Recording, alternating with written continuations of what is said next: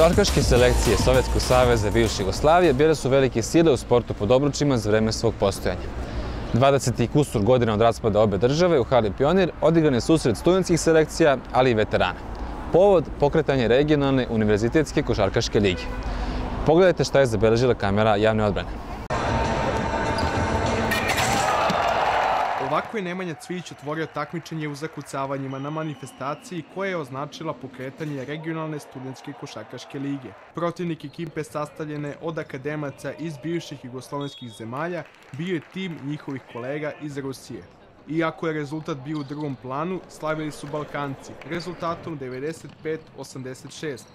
Najefikasniji igrač meča sa 30 poena bio je Ivan Smiljanić. Ovo je bila jedna dobra zabava i meni je drago što se popularizuje košarka na ovaj način i što će se, pošto sam načuo da će se organizovati ta univerzitetska liga koja će se igrati između zemalja bivše Jugoslavije, tako da baš mi je drago. Inače, voleo bi da je bilo možda malo više ljudi da posmatra ovaj meč. Svega 1500 ljudi u Pioniru videlo je seriju Hrvoja Marina, kojim je osvojio prvo mesto na takmičenju u šutiranju trojki. Trostruko manje gledalaca posmatralo je meč studenata, što je pomalo razočaralo Denisa Volonskog, koji je prethodno posjetio utakmicu Evrolige između Partizana i Lokomotive, koje je pratilo više od 15.000 ljudi. It's beautiful when a big stadium with a lot of fans, a lot of energy and Sjajno je što postoji hala u kojoj dolazi toliko navijača gdje ima mnogo energije. Osjećam da je vaša zemlja luda za košarkom. U oba tima bilo je igrača koji se pored studiranja profesionalno bave košarkom, što otvara pitanje kako će funkcionisati regionalna studentska liga. Potpredsjednik Košarkaškog saveza Srbije Dejan Tomašević kao idealni sistem ističe onaj koji se primenjuje u američkoj koledž košarci. Treba da postoji studentska i profesionalna, to ne treba mešati da se napravi jedna liga zaista od onih studenta, to jest od onih košarkaša koji zaista studiraju. Inicijativa za povezivanje studenta iz regiona putem sporta nije od skora, kaže predsjednik Skupštine Univerzitetskog sportskog saveza Srbije Nenad Tanasijević. Ideju da sve ovo uradimo pomogle nam je i kolegi iz Rusije, koji već imaju formiranu ISBL ligu, inače International Student Basketball Game, koja se igra između zemalja iz bivšeg SSSR-a. Ovom prilikom mi pravimo diviziju koja bi bila te veće, šire lige u svetu. Naša divizija okupljaće Srbiju, Hrvatsku, Bosnu i Hercegovinu i Crnu Goru za sada. Podršku je pružio i ministar omladine i sporta u tehničkoj vladi Srbije, Vanja Udovičić, koji je u svojim studentskim danima nastupao za vaterpolo selekciju Fakulteta organizacionih nauka. Ovo su prvi koraci koje smo napravili i trebamo samo iz tih prvih koraka da naučimo mnoge stvari.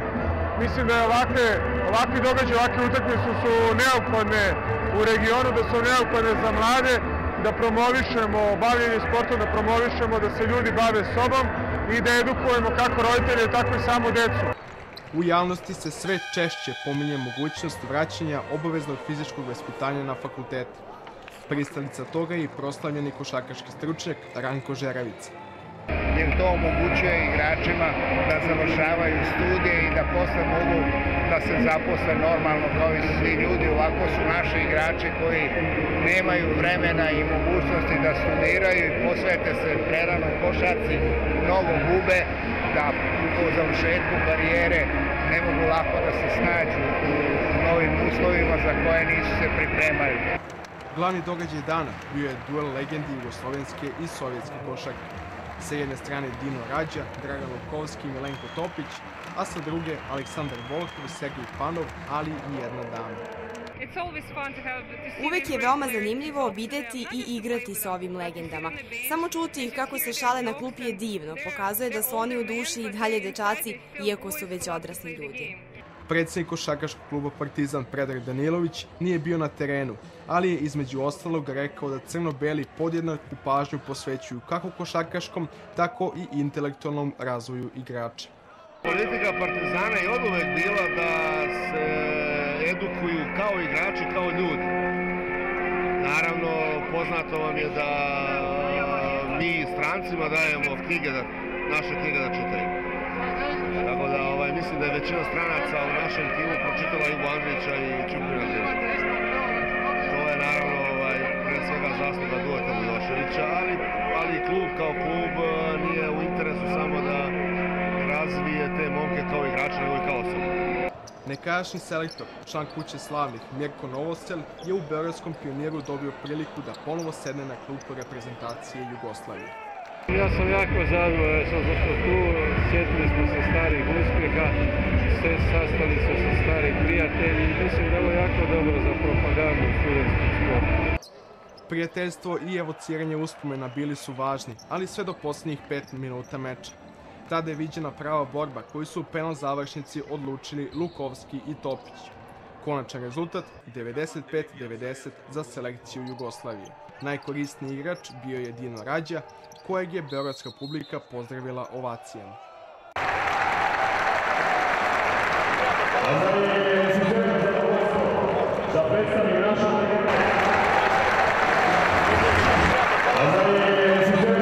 Videli smo Rađa kao da je još uvijek igrač.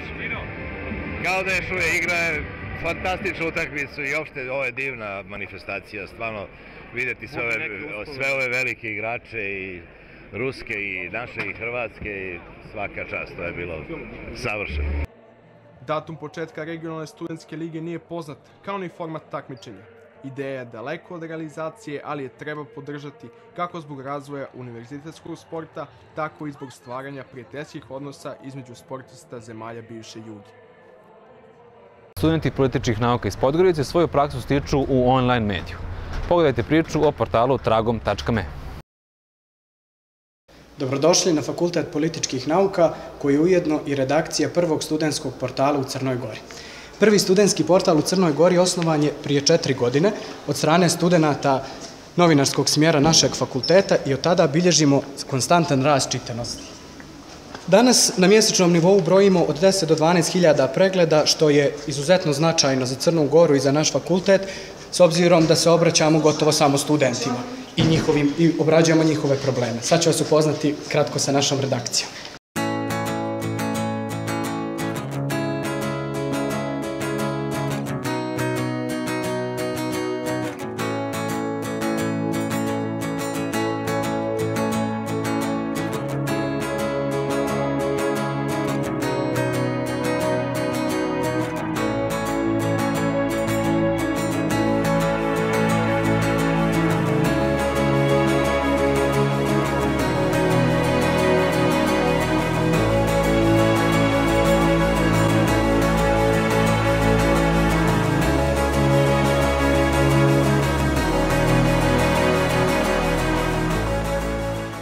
Želim da izrazim svoje izuzetno zadovoljstvo zbog toga što sam učestvovala na ovom konkursu i što sam imala priliku da po prvi put sarađujem sa redakcijom portala Tragom. Smatram da je izuzetno dobra stvar u Crnoj Gori da se studenti integrišu u slične organizacije i da pokreću samostalno svoju inicijativu za uzajamnu saradnju. Meni je bilo veliko zadovoljstvo sarađivati sa ovom ekipom, sa ovim sjajnim timom i nadam se da će ovo biti dobra inicijativa i ohrabrenje drugim studentima u Crnoj Gori da konkurišu na sličnim konkursima portala Tragom koji se objavljaju svakog mjeseca. Portal Tragom ima ogroman značaj za studente novinarskog smjera iz tog razloga što je to bio prvi medij u okviru kojeg su zapravo studenti imali mogućnost da obave praksu. Biću iskrena, u početku imali smo problema što se tiče organizacije prakse iz tog razloga što nisu sve redakcije, odnosno svi mediji bili spremni da sarađuju, odnosno nisu bili otvoreni za saradnju. Danas se situacija u potpunosti promijenila. Mi imamo potpisane memorandume o saradnji i imamo saradnju sa različitim medijima u okviru kojih studenti imaju mogućnost da obave praksu. Bilo da su to u pitanju štampani mediji poput Pobjede i Vijesti, portal Refleksija, zatim Radio Crne Gore itd. Ali to ne znači da je portal Tragom izgubio na svom značaju, već naprotiv. Smatram da portal Tragom studentima novinarskog smjera pruža dvije mogućnosti. Prije svega potpunu slobodu. Odnosno studenti imaju mogućnost da biraju da pišu o čemu god žele. Znači, to je jedna ogromna prednost. I drugo, svi smo svjesni toga da kada studenti kao početnici dođu u redakciju, obično ih pošalju u rubriku Gradska hronika, imaju mogućnost da pišu vijesti i izvještaj, ali nemaju mogućnost da se oprobaju u analitičkim žanrovima, poput recimo komentara i članka, ili u publicističkim, poput reportaže. I u tome se i ogleda zapravo znači, u tome se ogleda, to znači da zapravo portal Tragom vam pruža te dvije velike mogućnosti koje studenti novinarskog smjera trebaju i tekako da iskoriste. Zato što predstavlja jedno od rijetkih mjesta na kojima studenti mogu slobodno da se izraze i da prokomentarišu i ono što im odgovara i ono što im ne odgovara u društvu. Smatram da je portal Tragom jako bitan za sve studente, naravno posebno za studente novinarstva koji tu zaista dobijaju mogućnost za neku profesionalnu vježbu onoga što uopšte uče na fakultetu, ali generalno da nauče kako da ono što misle i ono što možda žele da kritikuju ili pohvale u društvu da iskažu na neki najbolji način. Također ono što je jako važno na portalu i što se trudimo da što više ispromovišemo među studentima jeste da koriste različite forme za izražavanje svog mišljenja. Dakle, da to nije samo u pitanju neki esej ili neka, da kažem, neka verzija kolumne, već da imamo i intervjue, i priče, i članke, i neke kratke izvještaje, kako bi to bilo i onoj publici koja to čita interesantnije i dinamičnije. Jedan od glavnih ciljeva našeg portala je posticanje studentskog aktivizma i mogućnost studentima da se njihov glas otvoreno čuje. Smatram da je portal Tragom otvorio sjajan prostor za studentsku inkluziju, za studente da steknu svojevrsno radno iskustvo kroz volonterski rad, prvenstveno za studente novinarstva, onda i za druge studente Fakulteta političkih nauka. Meni je portal Tragom jedno sjajno mjesto gdje ja mogu da što više komuniciram sa svojim kolegama, sa studentima sa nekih drugih fakulteta, da zajedno sa redakcijom možda smišljam neke nove i uzbudljivije planove za dalje i svakako mjesto gdje ja mogu da vježbam sebe i kao urednicu i kao novinara. I mislim da je to zaista divno iskustvo za imati dok ste student na fakultetu. Rad na studentskom portalu Tragom za mene predstavlja jedno sjajno iskustvo, prije svega jer sam dio jednog jako dobrog projekta i samo to čitanje tekstova koji nama pristižu i osmišljavanje novih tema svakako da doprinosi i mojoj ličnoj edukaciji, jer prije svega shvatam način na koji današnja omladina razmišlja o aktuelnim, a i o nekim davnim, da kažem, dešavanjima. Predstavlja jedno novo i zanimljivo iskustvo jer kroz rubriku čiji sam ja urednik, studenti daju svoj kritički osvrt na sve one stvari koje ih se direktno ili indirektno tiču. Ono što je jako bitno jeste da portal nastavi da radi ovim tempom, da se smanji letargičnost među studentskom populacijom kroz ovaj rad, kroz pisanje tekstova, kroz uključivanje u različite društvene teme. I želim kao lektor ovog portala veću pismenost u budućnosti, kao i naravno bolji rad i po mogućnosti i bolje financije. Pa ono što je glavni fokus portala Tragom jeste dalja popularizacija tekstova i prije svega, da kažem, želja nam je da povećamo broj studenta koji pišu za naš portal, dakle prosto da to ne budu samo studenti našeg fakulteta kao što nijesu ni do sada, već i sa ostalih i fakulteta i univerziteta u državi i šire. I upravo u tu svrhu bismo počeli sa realizacijom jednog konkursa gdje svakog mjeseca biramo najbolji tekst na određenu temu. Prošlog mjeseca bavili smo se kulturom, ovog mjeseca u pitanju je rubrika Tiče nas se i to je, da kažem, neki način da dozovemo studente i da ih uključimo u ono što mi svakodnevno radimo.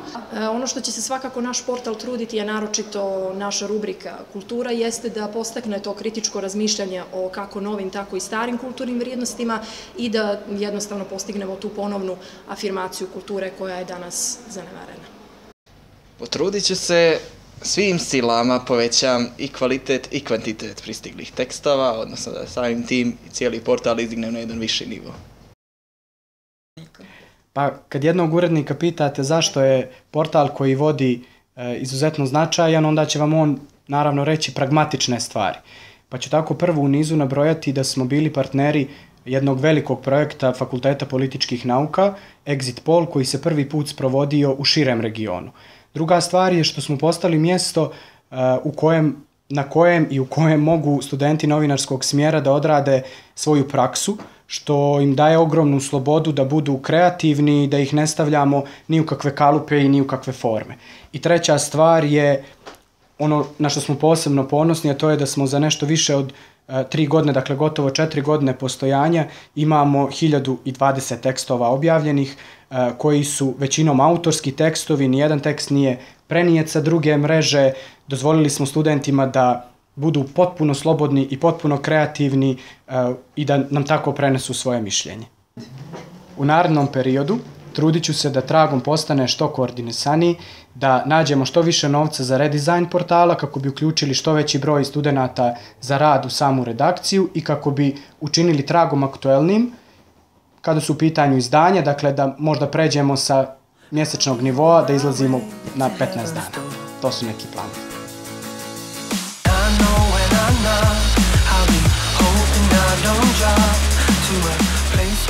Časopis studenta Fakulteta političkih nauka Politikolog izlazi 45 godina. Za to vreme prošao je razne faze, od mesečnog izlaženja i prepune redakcije do gašenja.